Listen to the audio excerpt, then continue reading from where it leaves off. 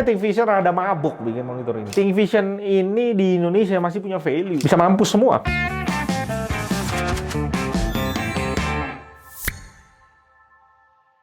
Kita udah sama-sama lihat kualitas luar biasa dari monitor Xiaomi 27 in 4K USB-C.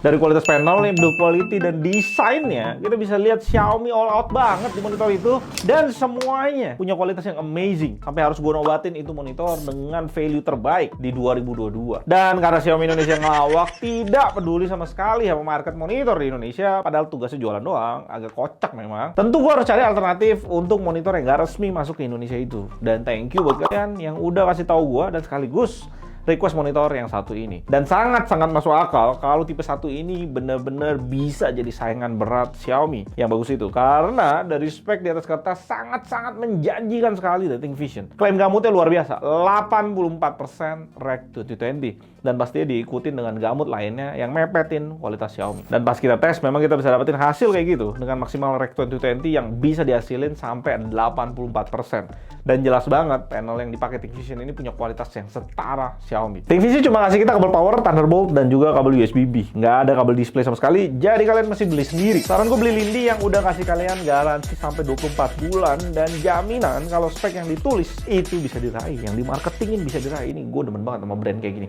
Iya, gue tahu untuk beli tipe Goldnya kalian harus logo kocek sampai 600.000. Tapi sekarang udah ada tipe Ultra dengan sedikit perbedaan housing luarnya aja, tapi tetap dijamin dengan garansi 24 bulan dan pastinya jaminan spek yang dicantumin bisa diraih 8K 120Hz untuk HDMI 2.1 ya dengan harga cuma 30% dari versi Gold sepertiganya. Pastiin lu beli kabel berkualitas untuk pengalaman gunain monitor terbaik. Balik ke ThinkVision, ketika kita ngomongin monitor productivity, ThinkVision kasih kita port yang luar biasa banyak dan sangat lengkap, bahkan bisa gue bilang ini super lengkap. Kita bisa lihat di sana ada RJ45 atau port LAN yang jarang banget kita lihat di monitor lain. Ini bisa ngebuat laptop lu yang connect USB-C ke monitor ini punya speed internet dengan kestabilan LAN dan transfer speednya sampai 1 Gbps. Berikutnya ada dual Thunderbolt 4, satu in dan out, berarti monitor ini support DC chain yang ngemungkinin connect monitor lainnya langsung dari port Thunderbolt 4 out-nya di ThinkVision yang satu ini. Dan masih dikasih port USB-C lagi di kanan dedicated untuk charging. Ini bener-bener ThinkVision si push portnya gila-gilaan ya. Cara spek juga kita bisa lihat kualitas yang menjanjikan banget dengan 450 nits peak brightness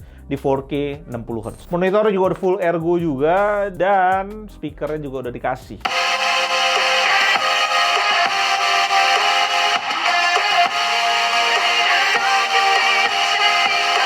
Yang sayangnya untuk harga monitor yang udah 8 jutaan sih, ini kualitas yang cukup mengecewakan, kurang kenceng. Banyak speaker monitor yang kita udah pernah dengar lebih baik di harga yang jauh lebih murah. Dan secara fitur-fitur yang dikasih ini sih udah lengkap banget untuk jadi monitor productivity dan jadi saingan tangguh Xiaomi.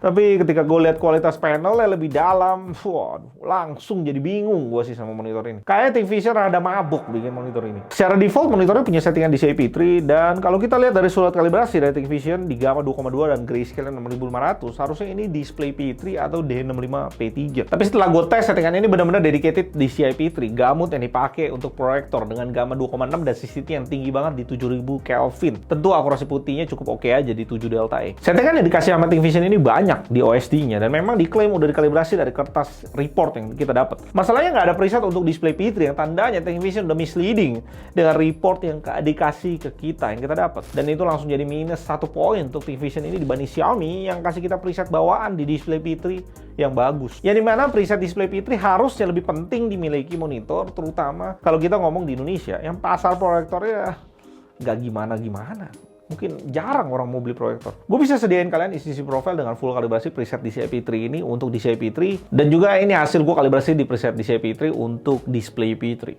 Akurasinya setelah dikalibrasi sangat-sangat bagus. Ya jelas lah ya karena monitornya punya panel yang cover 100% gamut DCI P3. Di preset Adobe RGB gamanya bagus, tapi tetap CCTV-nya tanggung di 7000. Akurasi warnanya cukup oke aja di 5 delta E. Walaupun bagus, Xiaomi masih lebih akurat dibanding ThinkVision untuk Adobe RGB. Setelah kalibrasi tentunya hasilnya sangat perfect untuk preset Adobe RGB ini. Dan kita lihat preset BT709. CCTV lebih off lagi di 7200 dengan gamma bisa kalian pakai di 2,4. Berarti ini editnya ditunjukin di tempat yang gelap gulita. Akurasi warnanya sedikit miss di 7 delta E. Dan kita bisa langsung tahu kalau preset ini dikalibrasi sama ThinkVision tanggung.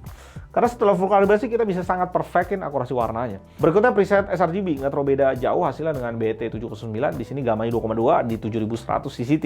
Tentu ThinkVision terbantai dengan treatment panel yang dikasih Xiaomi 4K 27 inch yang jauh lebih rapi panelnya. Akurasi warna kembali agak tanggung di 8 delta E. Dengan akurasi warna kayak gitu sih, tentu ThinkVision ini jauh lah kualitasnya sama Xiaomi yang jaraknya itu sampai 3 delta E. Xiaomi lebih superior treatmentnya. Setelah kita kalibrasi, baru kita bisa lihat kualitas sesungguhnya dari preset ini. Terakhir ada preset BT2020 atau Rec 2020 yang kembali lagi nggak di treatment dengan baik karena targetnya ke 2,4 gamanya. Entah, gue bingung sih, entah apa yang mau dicoba raih sama ThinkVision dengan preset kayak gini. Dan ditambah lagi Rec 2020 cuma bisa cover 84%, tentu akurasi warnanya tembus di 14 delta E. Dan ini hasil maksimal setelah dikalibrasi di 7 delta E dengan gamma 2,2. Nggak lupa semua isi profile untuk semua preset kalian bisa download di deskripsi di bawah. Tentu nggak ada settingan terbaik untuk kalibrasi manual untuk monitor yang udah kasih kalian preset yang tinggal pakai kayak gini.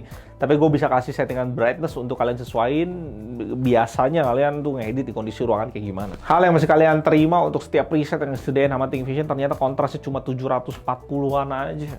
Dan hasil ini terbantai oleh Xiaomi 27 inch 4K. Untuk dapetin kontras yang cukup oke, sebenarnya kalian bisa pakai di OSD custom yang 930-an lah banding 1. Yang kembali lagi agak ngebingungin sebenarnya karena OSD custom ini secara gamut sama sekali nggak di limit untuk ke preset color manapun gitu ya.